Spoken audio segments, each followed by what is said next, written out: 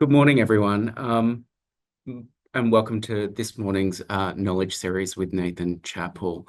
My name is Matt Morse. I'm the Director of Private Investment Capability here at Creative Australia. And firstly, I would like to acknowledge the traditional owners of the lands in which we all join this webinar from today, and pay our respects to elders, past, present, and any First Nations people that are joining us here today. So we are very lucky to have Nathan Chappell joining us this morning in the first of our two-part series on artificial intelligence, AI, and fundraising. Today's first session, titled The Societal Implications of Responsible and Beneficial AI, really will lay the foundations for the second session, which will take place on the 15th of April, which will dive deeper into the fundraising strategies for the future with AI. I would like to acknowledge a few other people on the call, important people on the call with us today before I introduce Nathan. I would like to introduce Katie and Bella, who are our excellent Auslan interpreters, and you'll see them as we go through today's knowledge series. Just a little bit of housekeeping from me. If you could just remain on mute and with your cameras off throughout the presentation, that would be fantastic. And we do have some time at the end of the session for a Q&A with Nathan. So you can type your questions into the chat box, the Q&A box at the bottom of your screen. Those questions will come through to us, so we will see them, but other people on the call will not see those. So you can use that function to, if there is an issue, or if there's something that you feel as though we need to be made aware of during the call, that we need to address. But also, please flood it with questions that you may have for Nathan. So today's session with Nathan will explore the nuances of responsible and beneficial AI, highlighting the importance of privacy, accountability, and equity in AI governance, especially for us in arts not-for-profit organisations.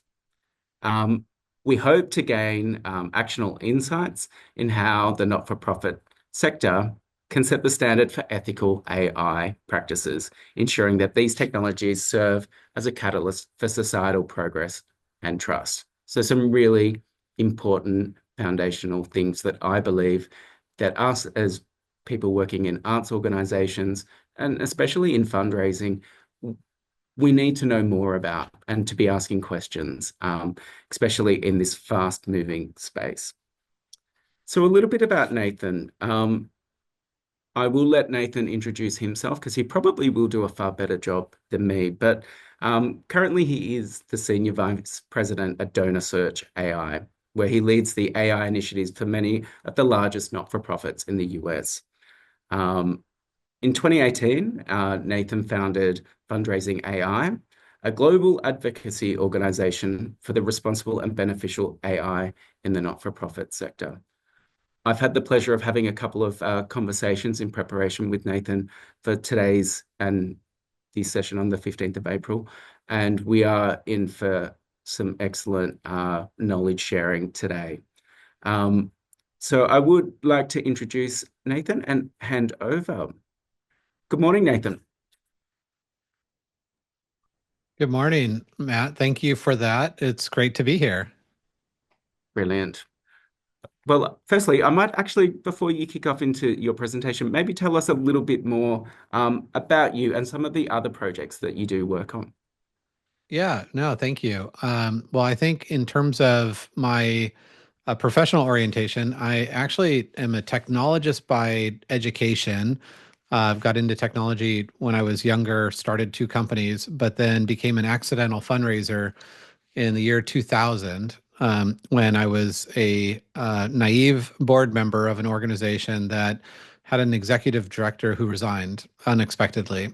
And I naive enough to not say no, I found myself there 7 years. It was a human service organization and fell in love with the sector. So I spent 20 years leading nonprofit organizations and then came back to technology in 2017 when I realized that our sector was falling fairly far behind the private sector in AI, and then launched a company that was then purchased. And now I spend most of my time writing books. I have my next book coming out called Nonprofit AI, so not surprising. My first book is called The Generosity Crisis, which talks about the downward trend in charitable giving in most developed nations, including Australia, the UK, Canada, and the US have very similar trend lines.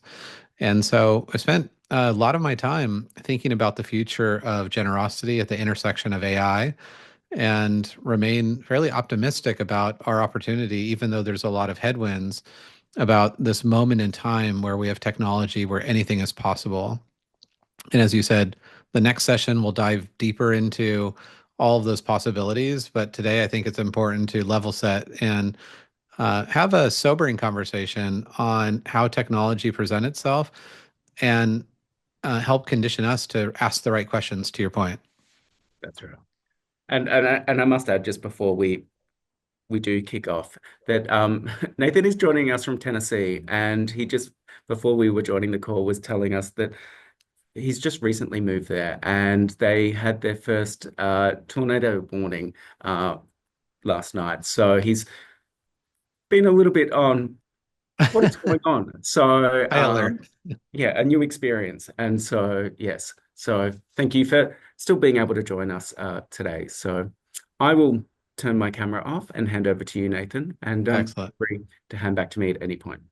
Yeah, thanks, Matt. And as Matt shared, definitely ask questions in the Q&A section, and I intentionally will leave time at the end of this. AI can be a very big topic and a confusing topic, and so I'm sure that some of the things I'll share will spark questions, and this is I consider this your time, so definitely make sure that you ask those questions, or if you forget or you want to hold them off until the next session, because I'll be back in a few weeks and we can dive in deeper to those. So there's a few nuances with this presentation. It is geared specifically to the nonprofit sector. In fact, a lot of what I will share would not be applicable to the private sector. And that is mainly because the nonprofit sector operates in the currency of trust. We do not sell products or services. We sell essentially trust in exchange for the opportunity to partner and align and do good work. And so you'll see these words responsible and beneficial quite a bit in the presentation.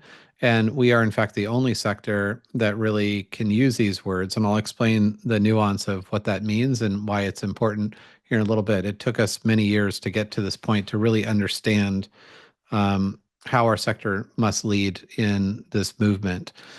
So I'm guessing that many of you have felt that your cheese has moved, and I don't know honestly if that the book is made its way to Australia, but it's a very famous American business book called "Who Moved My Cheese," and it speaks to this idea that change is inevitable and how to deal with change.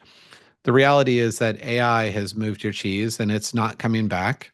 We live in a extremely fast-paced and dynamic era where the pace of change is unlike anything that we've ever experienced in the human race. I'll share an example of that in a minute. But it really, if it feels that the future is here, it's because it is. We have things like sci-fi movies that we grew up watching about the future world where we had computers know something about everything or could give us advice on anything from marital advice or plan a vacation. And we now live in that time. We have movies like the movie Her that came out, I don't know, maybe 8 years ago. I'm forgetting how long ago, that was depicted to happen in the future, yet it's actually the same technology has happened today. So that means also that we're confronted with questions that were once philosophical that are no longer philosophical, that are in reality. We're seeing massive changes in how creation or creativity is expressed. And that goes, especially for arts organizations, into things like film and art and audio composition. And we are now, again, facing questions that we were really probably not ready to confront. And it's causing us a lot of opportunity and I think exciting opportunity to have difficult or challenging questions to define what the future looks like. So the future is not coming. It's clearly already here. And we've only just seen the beginning. The statement from Andrew Ng, and Andrew Ng was the creator of Coursera. He is the Coursera started really kind of the first movement in online education. He's a very smart guy and is a professor of AI at Stanford University.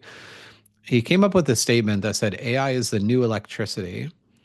And to be honest, this statement came out in 2017, and I thought Andrew was dead wrong. I thought that that was an overreach and an overstatement that AI was going to be in everything and through everything.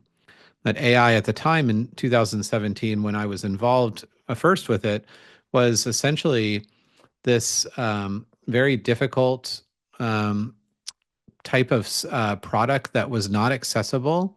It was expensive. Not many people understood it, and it required advanced degrees in math or data science to really to leverage it. And so when Andrew Ng came up with this statement, I thought he was a bit off. Now, of course, fast forward from 2017 to today, we clearly can see how AI is the new electricity and that it's in everything. In fact, Jeff Bezos was just recently interviewed on stage in New York and said that modern AI, and modern AI we refer to as generative AI typically, modern AI is a horizontal enabling layer. It can be used to improve everything. It will be in everything. It's most like, not surprising, electricity. And so when we think about generative AI and we think about modern AI, in the same way that electricity can take something like a electric saw and then make it very powerful, it's not the tool itself, but it's something that powers the tool. And AI, also like a saw or a hammer, there are many different types of tools in the AI toolbox. Now, with modern AI, those tools are hyper powered and they have tremendous reach. In fact, think is surprising us things that modern AI can do that we didn't think it could do up until even a few months ago. And so we sit here kind of at this precipice, amazed at what the next frontier will look like because AI is essentially breaking most of the barriers in the last 2 years that we didn't think were possible for many years to come. Part of that is because AI is a technology unlike any other technology that humans have created. AI is considered an exponential technology. And when we talk about exponentials, we refer to them very loosely and arbitrarily. But the power of exponentials are not to be trifled with. If we think about a simple example of exponentials, I worked at a cancer hospital for many years and in fundraising. And cancer is a disease that grows exponentially. So one cancer cell becomes two, two become four, four become eight, eight become 16, and so on very, very quickly, which means that you have to, apply the right treatment in the right way very quickly. In fact, at a cancer hospital, our motto was wait is a four-letter word because of this exponential nature. But this paper that's on here, just folded piece of paper, and I used a generative AI tool called Dolly, and I just said, give me a picture of a person folding a piece of paper, and I'll show in the next session some of these tools and how amazing they are to amplify some of our thoughts. But AI is essentially this exponential technology. If you take a piece of paper and you fold it in half, and you fold that in half, and you do this 42 times, only 42 times, that paper will be so thick that it will reach from Earth to the moon. It's called the 42 fold test, and it proves the power of exponentials. So just folding a piece of paper 42 times will reach from Earth to the moon. It's absolutely amazing concept to think about. And it's true with AI because AI is actually the first technology humans have ever created that's self-improving. It actually gets better on its own. So that's very different than other technologies that operate, consider in a static way. They operate the same way they were intended to be built. In fact, software, the type of computer systems we've become so accustomed to using for 40 years are built in a way that is so prescribed that if they operate independently or erratically, it would be considered a bug or something that would need to be fixed. But generative AI is essentially by design trained to never operate the same way and to continue to learn. So AI, like exponentials, from that exponential perspective, is not dependent on humans to completely train itself. That AI is training AI, and not just one AI that's training one AI, but millions of AIs that are training billions of AIs. So this is the pace of change that we're experiencing in our sector, and it really calls the question for what and how we want to steer this technology in the future. At the same time, the need for transformation in philanthropy has never been greater.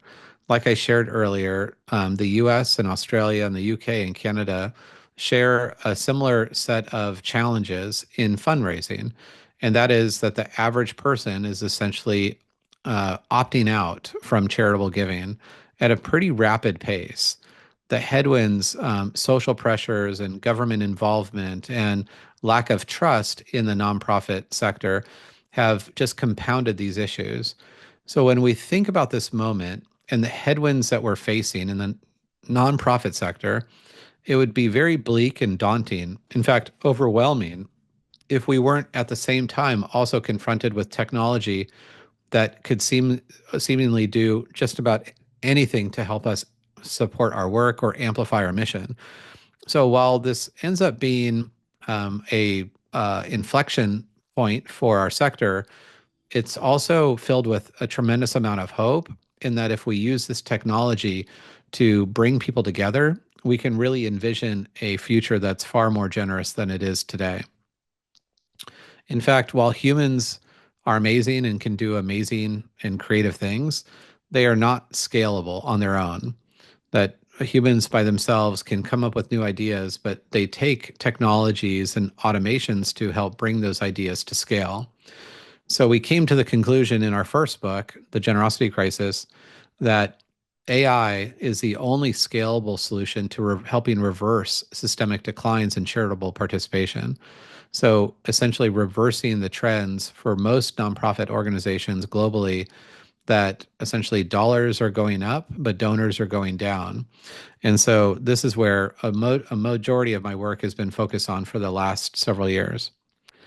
What's at stake is even greater. If we do not seize this moment and we do things the same way but expect a different result, we are surely to find ourselves in a world that is far less generous in future generations, that philanthropy is much less democratic, and that we will essentially, continue to dig that hole for ourselves. So this is a moment that the stakes are very high, and that we need to not just use AI. In fact, the future of our sector will not be dependent on which AI we use.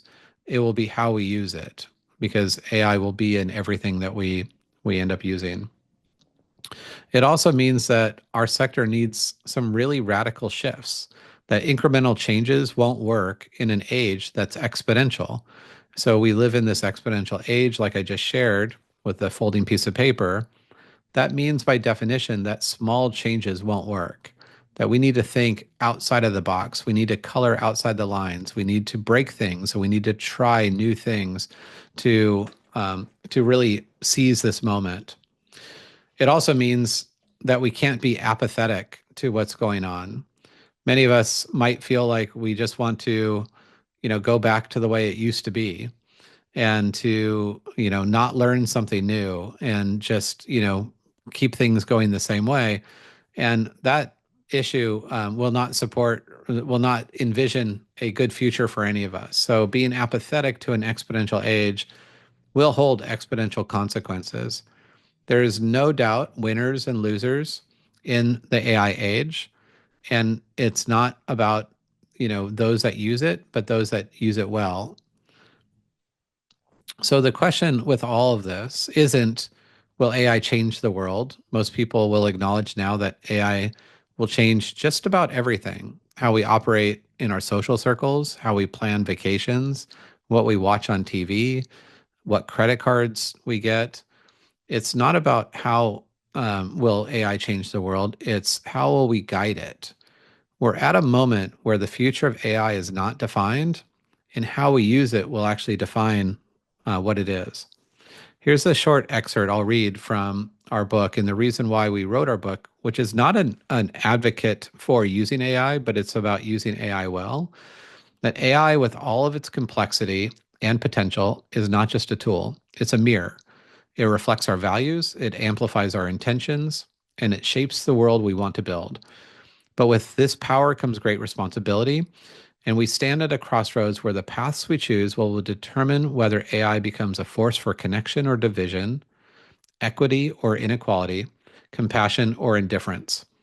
And this is really, again, this super important moment where we're looking and defining words like responsible and beneficial. And I'll go into that in a minute, in how we use AI. And the good news is that innovation and responsibility are not independent from one another. And our next session will dive into all of the use cases that can be used that will be additive to building connection.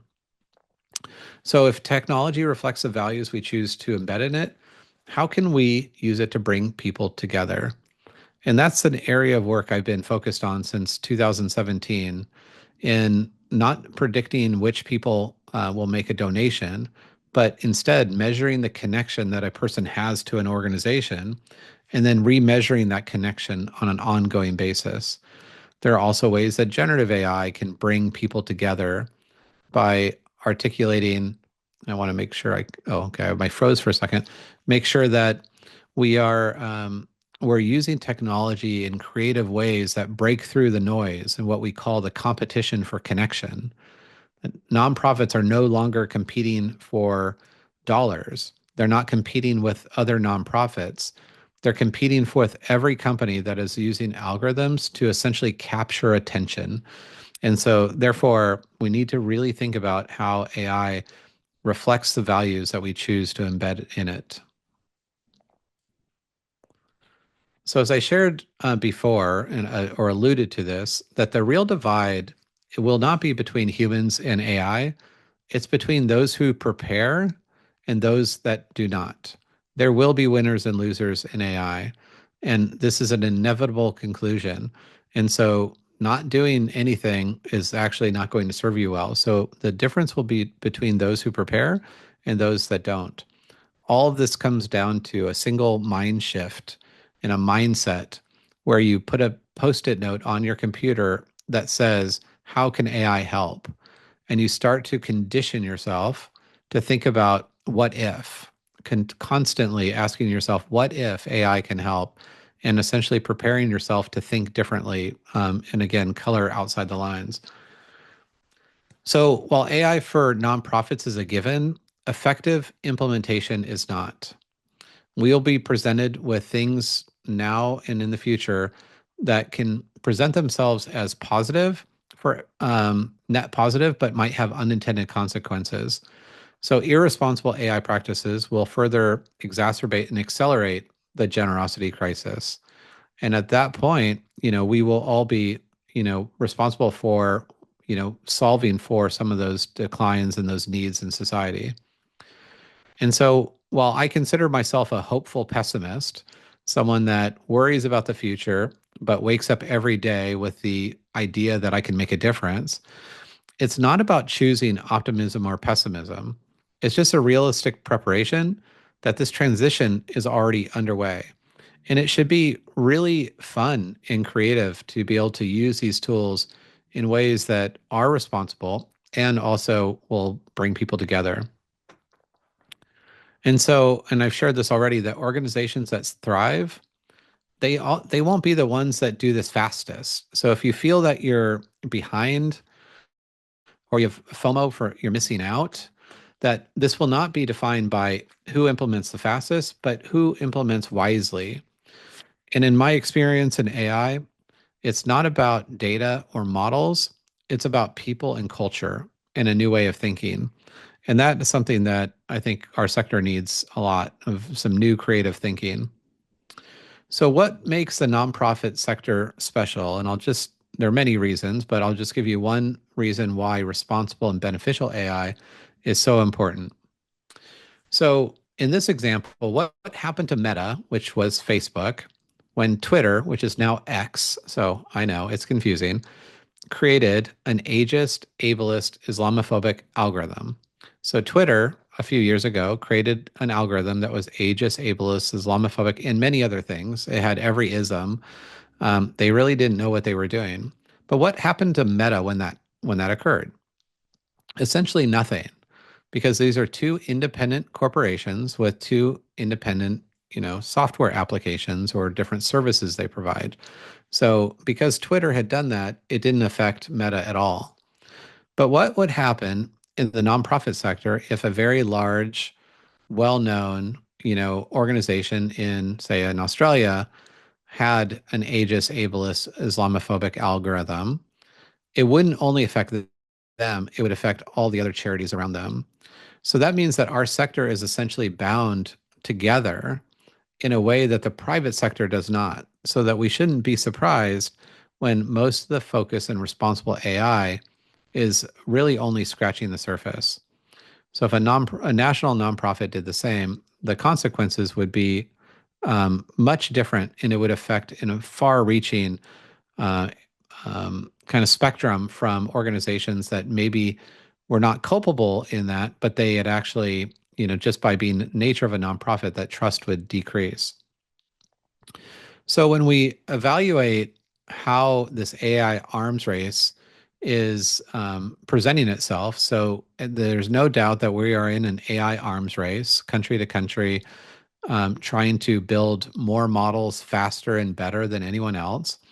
That the incentives, the financial incentives, are always about doing something faster and better, not safer.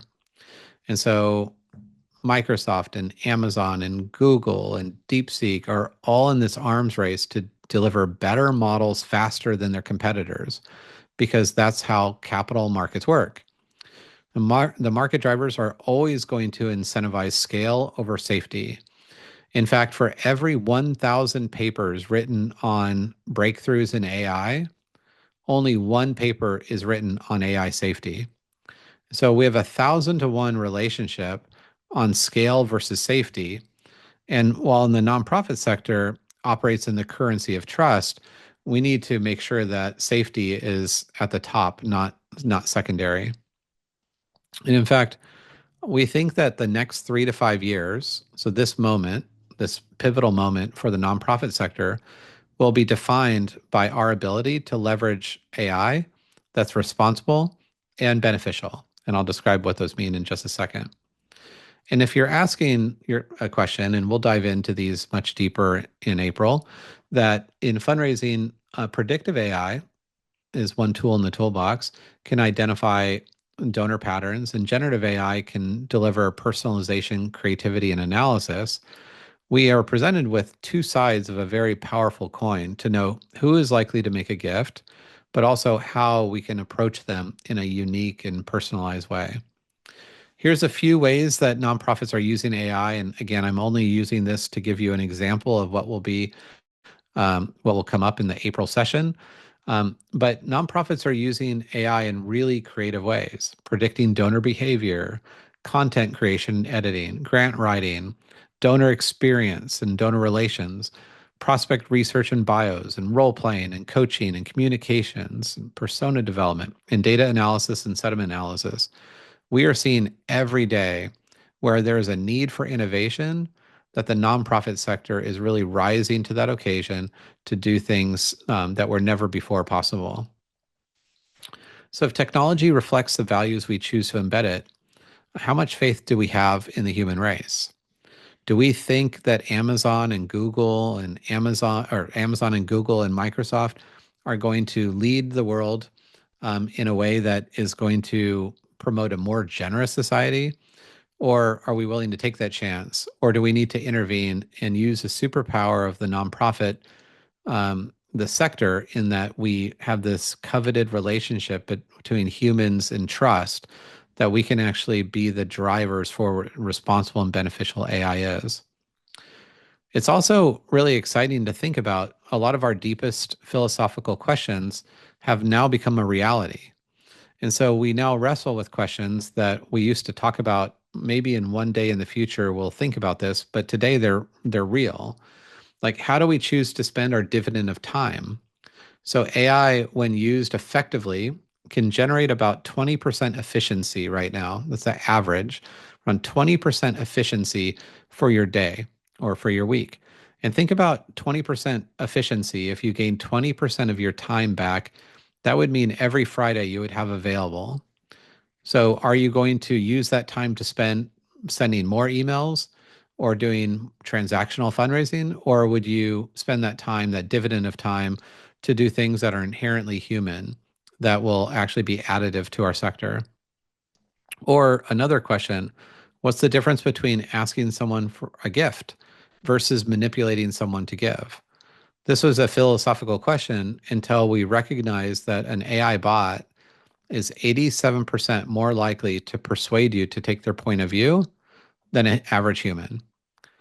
And that's very helpful if you want to quit a habit like smoking, but it's very harmful if you're using a bot to manipulate people to give. While it'd be better than a human at doing that, we can pretty much all agree that that will not lead to a more generous future for all.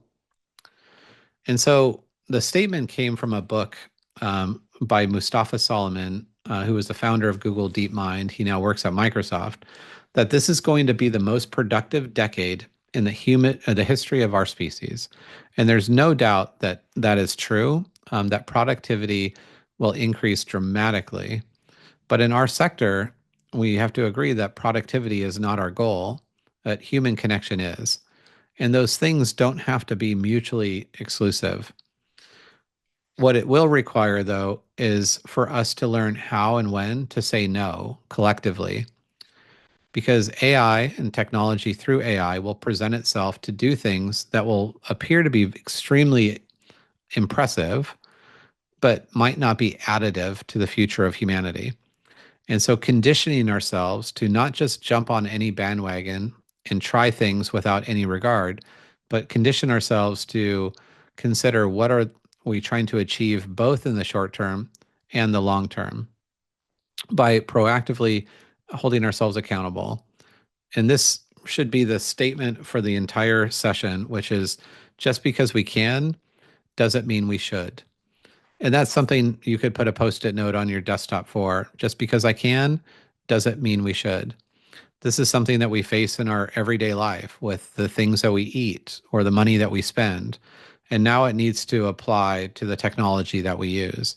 Just because we can doesn't mean we should. And just to condition ourselves every time. Because responsible AI is not the responsibility of Microsoft or Amazon or Google. Their incentives, their financial incentives, are to grow and to put the other out of business. But our sector is essentially, again, in that coveted space of trust that we can't rely on their incentives. We have to have our own. This means in the same way that if we buy a car, we can't believe that it's Honda or Toyota or Mercedes' responsibility to keep us safe, that we also have to drive the car in a safe manner to remain safe. And so the same is true with AI, that we need to make sure that we hold ourselves accountable. Beyond the short-term gains, the nonprofit sector, we have to wrestle with the long-term questions and implications and unintended consequences. So while AI can do amazing things in the short term, we can't only burden ourselves with that. We have to think about, in addition to that, what might this technology do in the long term, and make sure that that is not in opposition to our personal values or our organization's values. It also means that ethical AI is a minimum expectation. So if we build AI that's ethical but not beneficial, we will have basically repeated what we see in social media. Social media was designed to bring people together. It was designed to connect people from all over the world. It is not unethical in its design, but it is absolutely not beneficial in the fact that we've seen increases in anxiety and increases in depression and increases in teen suicide and decreases in happiness. I know that all sounds very scary and daunting, but at the end of the day, um, we use a lot of social media for good things, and it's not unethical, but it does have unintended consequences. So, because our sector does not have the same financial incentives that the private sector does, the nonprofit sector can absolutely lead the world in what is considered responsible and beyond responsible, also beneficial AI, which again is referring to what it can do in the short term and also minimizing harm in the long term. So where do we start? And I'll give in the next, 5-10 minutes, we'll just end on a couple tips for you to think about. And I'm happy to share these slides with Matt to distribute if helpful. The first is to start small. Don't let perfection get in your way. Do not try to do too much, but start with what something that you're trying to solve that you could do better and build that culture of responsibility to be inclusive, to utilize the strengths from a multidisciplinary team, to engage stakeholders and keep end users in the loop. And that can include volunteers and board members. And donors, we actually interviewed 1,000 donors on their view of nonprofits using AI. And their number one reason for nonprofits to use AI was to increase trust through privacy and security. They're very much in favor of it. Make sure that it aligns with your values. Make sure that it's cohesive with your organizational vision. And then make sure that it's a living, breathing document, that it's iterative, because AI changes frequently. And so your responsible AI manifesto today will need to look different in 6 months and in a year and so on. So, more on this is, making sure before we get into how to use AI and to leverage AI in April, let's make sure that you start with an AI governance plan. So, build an AI governance policy that prioritizes humanity over utility. And it's very easy to do. You can use AI to build an AI governance policy, and we can share examples with you. But if you go to fundraising.ai, there's actually free open source frameworks there. But also to evaluate that AI, create goals that measure short term gains, but also the longer term implications. Move away for AI that's free, because if you are not paying for a product, you are the product, to even the $20 a month model that gives you access to privacy. So move away from shadow or passive AI to active AI. And then disclose the use of AI. So make sure that you are prioritizing trust in everything that you do. So disclose the use of AI when appropriate. So at its core, this is our manifesto. We must vow to prioritize humanity over utility. We must use technology in ways that lift up the most vulnerable, not further entrench their struggles, and guide our use with principles of fairness, transparency, and respect for the dignity of all people. And again, I don't believe this is mutually exclusive. Innovation and AI is not exclusive from full responsibility. So, as we kind of wrap this up, we have to think about what is the number one threat to humanity in the AI age? And you might be thinking it's, a single tool that we use, or it might be the impact of AI on the environment. And all those things might be true, but the number one threat to humanity in the AI age is, in fact, not caring. And if we think about this related to the environment, 20 years ago or 40 years ago, probably 50 years ago. In fact, my grandfather wrote a book called Crisis by Consent, and he was a PhD geologist and wrote a book that basically said that not caring about the future was the biggest threat to humanity 50 years ago. And now today, we are facing environmental challenges that many appear to be too late in some cases. So, one thing that I want to encourage you to not do is underestimate this moment, both in the challenges that the nonprofit sector is facing, but also the technology that is available to be used to bring people together. The one thing that you can't do is not care. And so I wanted to leave you with that, and hopefully this will spark some interest.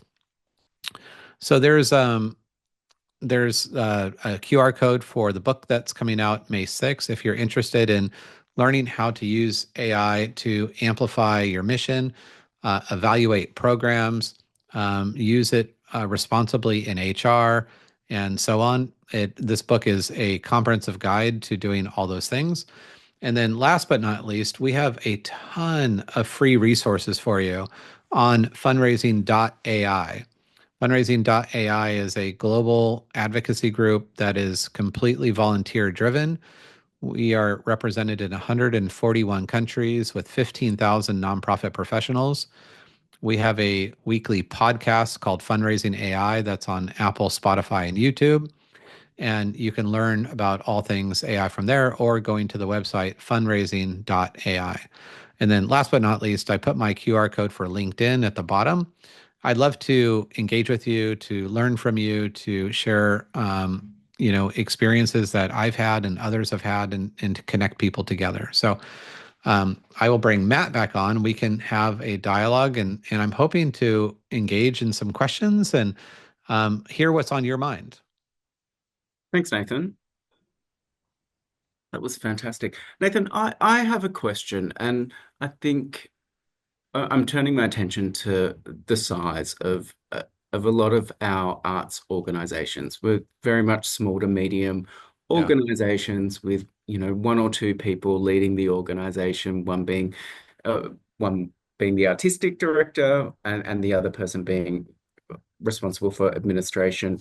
And then governing that kind of organization is a board of directors that probably meet maybe 4 times a year to discuss things. So these kind of throw up challenges in mm, how do we make decisions to engage to have best practice. Like, do you have any advice on how do you craft those conversations internally, especially with, your board of directors, to say this is sure. something that we should be doing and this is how we're going to do it and make sure that it's safe for us as an organization?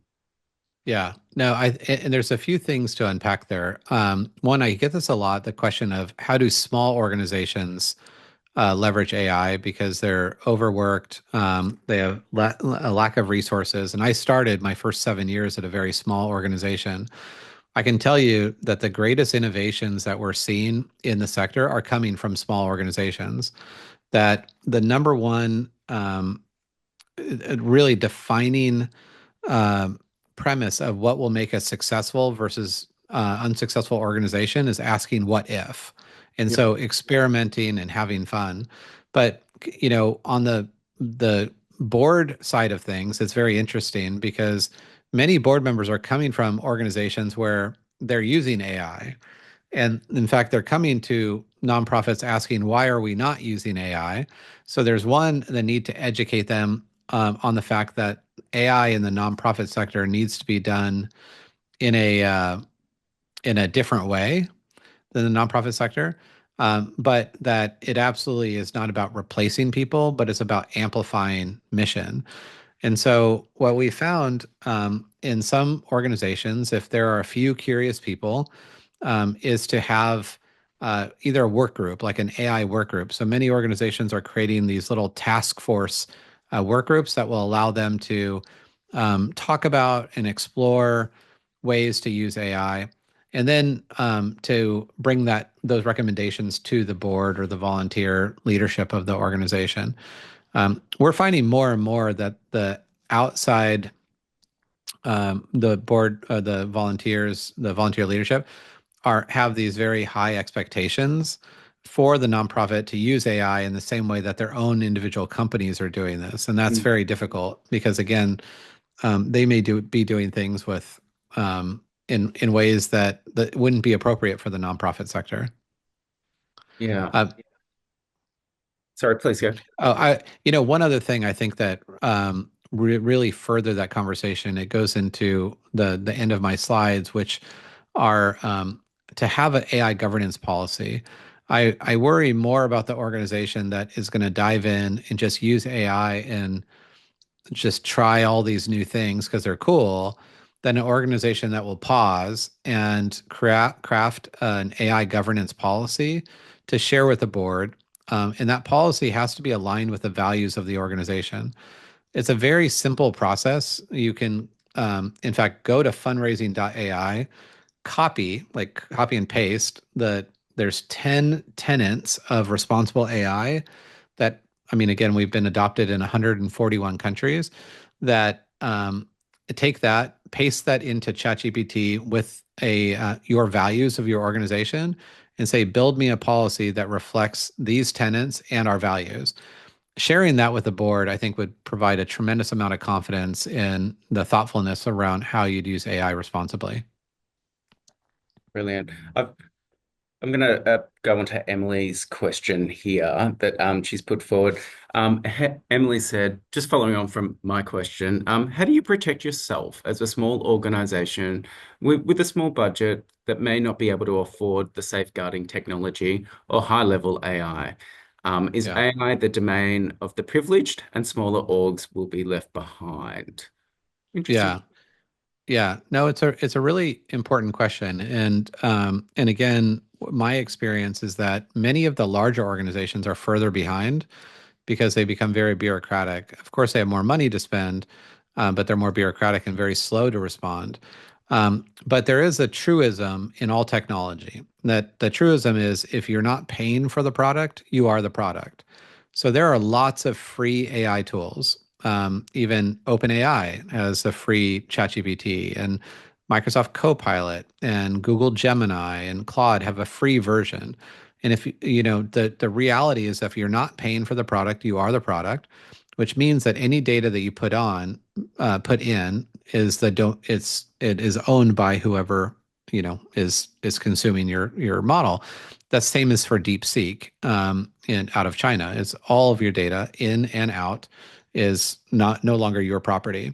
So by paying $20 per month, and even we have organizations that have $20 a month, but they share an account. They have multiple people sharing one account. You have access to privacy. And so, in fact, for ChatGPT, you can turn off train and retain for $20 a month.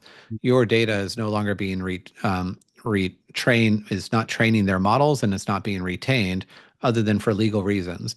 And so, while there's still many safeguards to consider, like don't put confidential healthcare information or your social security number or anything like that in those systems, for a low $20 a month, you can have actually a pretty tremendous privacy for that cost. So this is, there are forms of AI like machine learning that are very expensive, and they definitely are for large organizations that have big budgets.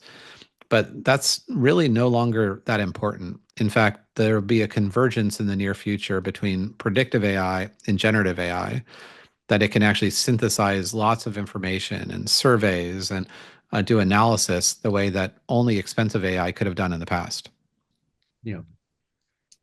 Nathan, just going back to the inner workings of an organization. Have you seen, do you have an example where in a small organization where you have somebody that is dragging their feet, that is Yeah. thinking that this is not right for our organization, and yes, the principles exist and you can provide with a governance policy, but they're still um, not coming to the table. Do you Yeah. have any advice in regards to, are there any other ways that we can think about or examples to get them on board in this space so that it isn't of detriment to the organization in the Yeah. future? Well, I mean, some of this will take care of itself. The market will dictate. AI fluency is now becoming a necessity and a requirement. I spoke to a group of environmental fundraisers earlier in New Jersey. So it's a group of about 40 people that all raise money for environmental causes. And there was a woman who, probably in her 60s, who said, "I've never used AI, but I know I need to." So she was of um, the ilk that is like, okay, I don't know where to start, but I'm not resistant. And then we have some that are entirely resistant because they want to do things the same way.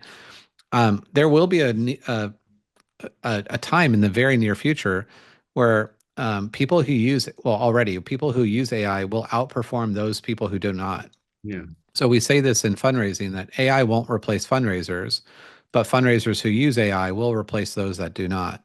And the same is true in almost every job because a person using AI performs their work better, faster, and normally the person ends up being happier. They have higher job satisfaction because they offloaded the mundane things. I think leading by example. If you have someone that refuses to use AI, they probably won't be at the organization very long. And more, we're seeing in job postings in recruiting is AI fluency becoming a part of that job description. I mean, quite a bit more. And so the future workforce looks very different. A friend of mine just hired she's a chief development officer, was hiring an executive assistant. One of them had been an executive assistant for 30 years. Said she does not use AI. Wasn't really opposed to it, but doesn't use AI. That person was compared to another person who was much younger, who said he loved to use AI and that he thought it was so fascinating and he could use it for anything. Um, what the second one is the one who sent a follow-up letter right away after, and it was really good. The other one sent a follow-up letter several days later.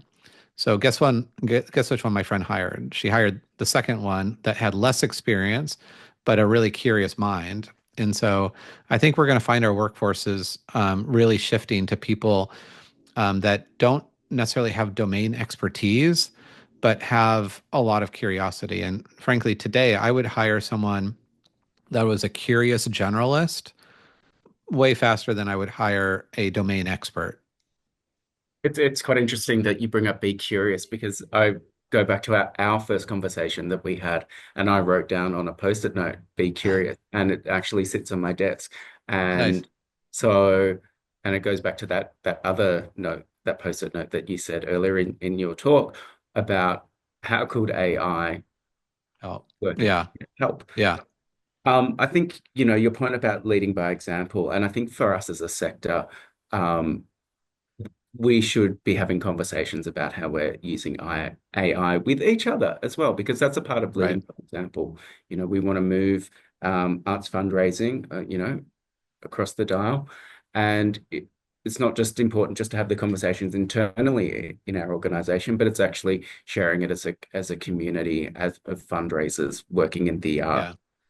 Yeah. Um, Tamara's And got the next, a simple, sorry, please go on. oh, oh no, I was going to say the next session too, I plan to share some examples. The arts gets me really excited because the modern AI, generative AI, expresses itself in really interesting and creative ways. And so things that were never before possible, like creating personalization at scale, now is entirely feasible. And so we can think about there, one example on the private sector side is that Carvana is a car company. I don't know if you have Carvana, but it's a used car company and they have these giant vending machines and you buy a car online and you go to the vending machine and your car comes out. You never interface with a human. It's really kind of surreal. And Carvana, they output 1.2 million custom videos for every customer that bought a car, and that it basically was a short story written by the perspective of the car that says something like, "Hey, do you remember the day that you picked me up? I was so excited about all the things that we're going to do together." It personified the car, but then it showed artistically a video. It's a pretty famous case study now. It was done 2 years ago And the car, based on the geography of the buyer, so my son bought a car in Southern California, palm trees and ocean and things like that. And so the car is driving down these roads with palm trees flying by, and it was telling the story about how excited it was to be on this journey. And so doing that now is entirely possible at scale with donors. I Mm. mean, to the most simple free version of that is if you want to leave a voice memo for a donor to say, I just wanted to say congratulations on your grandchild, and we're so happy for you over here. There's an app, an iPhone app. I don't know if it's on Android. I think it is called Typo, Typpo. It's new and it's free. So if it's free, don't put your social security number in. But it takes a voice memo and it turns it into a video and in their template, and it actually transcribes the words and it lays it over some really beautiful imagery. And so in the arts, and for arts organizations that are really stimulated by like cutting through the noise and doing things creatively, AI is just this abundance of possibilities. Like anything is possible, and it's our biggest limitation to leveraging AI fully for your organization is your own creativity. So I think arts organizations, because they already have a creative mindset, will go much further than other sectors because they're already tend to be more out of the box thinking. So I try to tell people color outside the lines and write with your non-dominant hand to do anything that you can do to make yourself uncomfortable to to express more of that curiosity, whatever you need to do.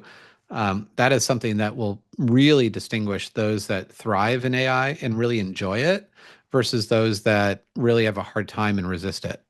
Yeah. Thank you. I think you briefly touched on this, but I will revisit it, seeing that Alexandra has popped it up as a question. Could you briefly talk to the environmental impacts of AI? Yeah, yeah, it's something that we're getting more often, and I hope we get more, of course, because my orientation, my grandfather being a geologist and an author on environment, um, is that right now the biggest limitation to AI's full expansion is energy. And so there's a race for energy right now, and really none of it is really clean energy. And if we equate this to the birth of the internet, all technology, right, consumes energy. The birth of the internet created huge spikes in demands for new energy, and at the time, there weren't ways to harvest that energy in sustainable ways. But because consumers really demanded, they spoke up, and consumers demanded cleaner energy. I have many domains now that are hosted and all by wind powered. I can pick from solar, wind, water. I have lots of choices in where I harvest energy for my domains. The same is not true for AI yet. So I think this is an area that while there's not an easy answer today, that we have agency, and that we need to have a voice, and we really should be part of that conversation. And that goes back to beneficial AI. Like we're doing something that's supporting us in the short term, but might have long-term consequences. And I think our sector is unique. In fact, the framework for responsible AI that we have on our website at Fundraising AI, it's all open source, volunteer led. So environmental sustainability is one of the 10 tenets. There's no other framework on the planet that has sustainability as a tenet of responsible AI. And so it has more questions than answers today. But I applaud Alexandra for asking the question because it's something that we all need to be mindful of, and we need to, in our sector, feel that we are all taking care of the environment as we take care of our organizations as best possible. Brilliant. Thank you, Nathan. And we are at time, unfortunately, but this is not our only opportunity with Nathan. So um, I think we've all got plenty to think about and had to have some conversations back in our organizations or with our fellow artists over the coming weeks. And we'll be gathering back here for a second knowledge series with Nathan on the 15th of April for fundraising strategies, for the future with AI. So please, if you haven't registered, encourage your colleagues to register and join us. We really look forward to having everybody with us. But yeah, finally, Nathan, any final words that you would like to I was gonna, say? I was going to say thanks everyone for this important conversation. I feel like this is a public service announcement, where the next session will be like really hands-on and exciting. I'll actually run you through some really creative examples of using AI and some mind hacks to that are simple, that anyone can use to really leverage AI to its full extent. So thanks everyone for really leaning into this important conversation, and for Matt and your team for really leaning in and affording the space for it, because I think it's so important, and look forward to the next session. Beautiful. And check out Fundraising AI, people. If you're interested in wanting to know more, wanting to know about training, you've got any further questions, that is the place to go. I've listened to the podcast. It's amazing. And yeah, get in there. All right. Thank you, everybody. And we'll see you soon. Take care. Thanks thanks so Bye. much.